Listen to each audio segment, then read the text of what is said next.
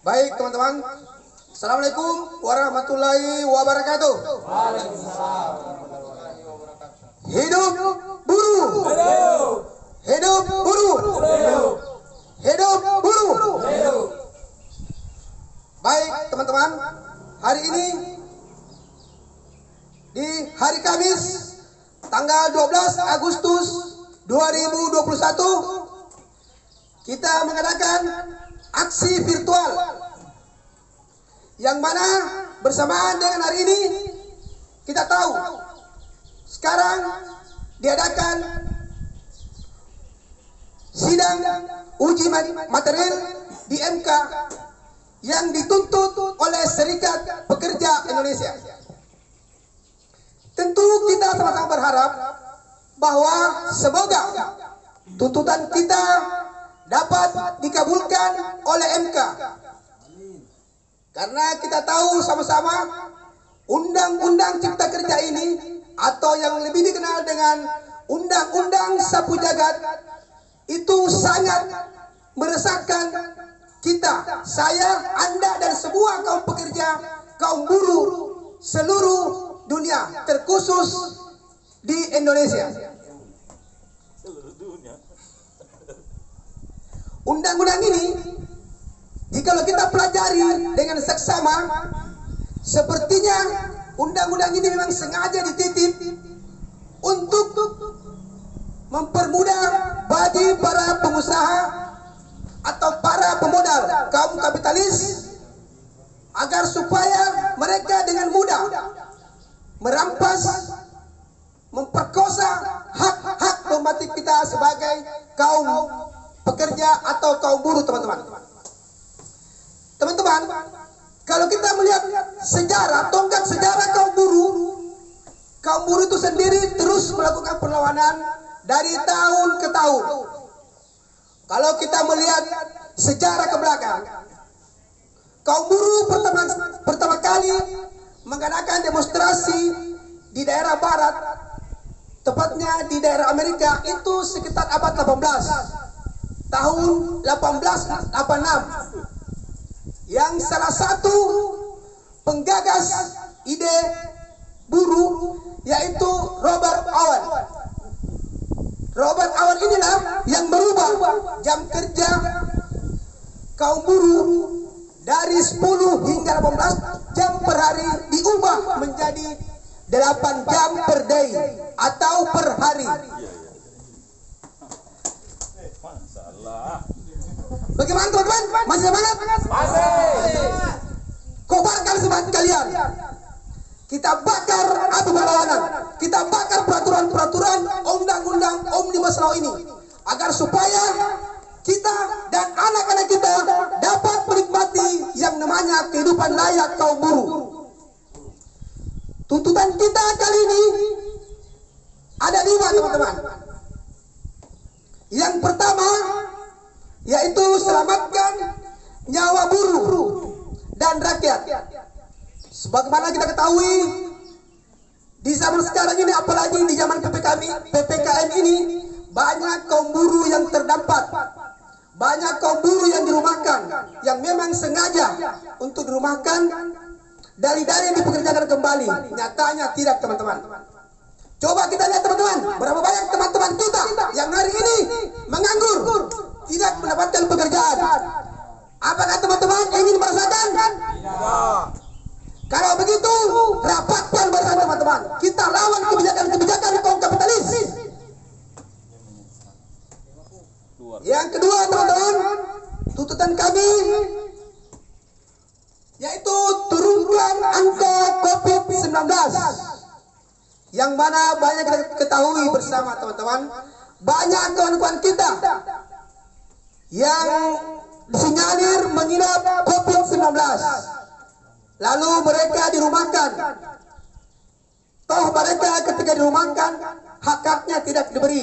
Itu salah satu penindasan zaman modern. Yang kedua, yang ketiga, teman-teman, sorry, diralat tadi.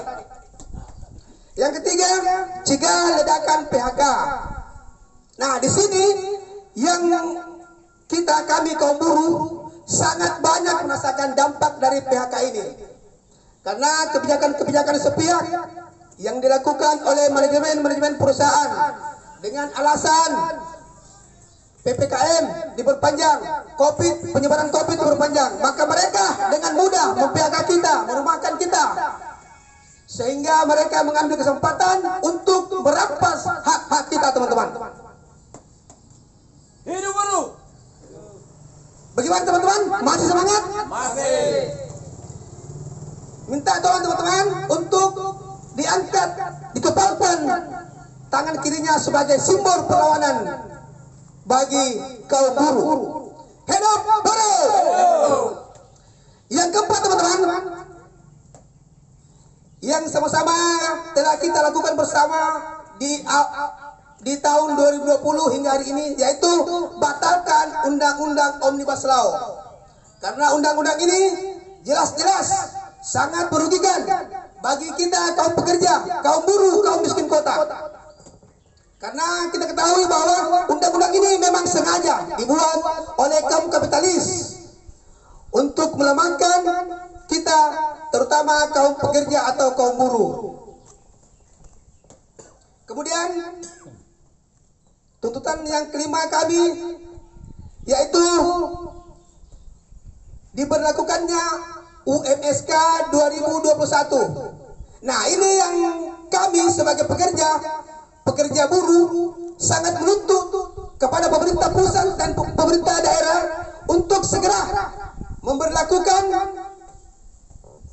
UMSK 2021. Karena teman-teman kami yang banyak bekerja di sektor-sektor yang cukup berbahaya, itu gaji mereka tetap disamakan dengan mereka yang bekerja di belakang meja. Artinya mereka yang mempunyai dampak risiko, bahkan dampak kematian lebih tinggi, itu disamakan dengan yang kerjanya cuma santai-santai saja. Nah, itu harusnya pemerintah memikirkan terhadap teman-teman kami yang bekerja yang mengalami risiko lebih tinggi. Seharusnya perusahaan mengambil inisiatif sendiri untuk memberikan kebijakan atau motivasi tersendiri buat teman-teman kami.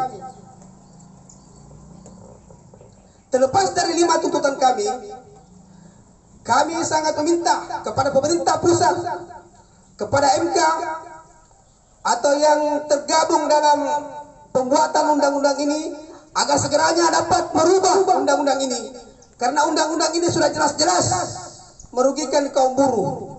Kalau kita mengacu kepada undang-undang dasar negara kita, yaitu mencerdaskan kehidupan bangsa, kemudian dengan selamat sentosa mengantarkan rakyat Indonesia ke depan pintu kemerdekaan Indonesia yang merdeka, bersatu, berdaulat, adil dan makmur. Apakah teman-teman sudah merasakan yang namanya adil dan makmur? Belum. Maka dari itu teman-teman, pada kesempatan kali ini kita bersama-sama untuk menuntut kepada pemerintah bahwasanya amanat undang-undang dasar negara itu harus segera dijalankan. Karena negara kita negara demokrasi yang menganut paham dari dan ke untuk rakyat. Negara kita bukan negara monarki yang kekuasaannya dikendalikan oleh raja, tapi kita negara demokrasi. Artinya kesejahteraan itu harus merata kepada semua kalangan rakyat, bukan kaum priai yang menikmatinya. Ya, baik teman-teman, untuk menjaga ritme perjuangan saya kembalikan kepada Jenlab. Sekian dan terima kasih. Assalamualaikum warahmatullahi wabarakatuh. Hidup buruh! Hidup! Hidup buruh! Hidup! Hidup buruh! Hidup!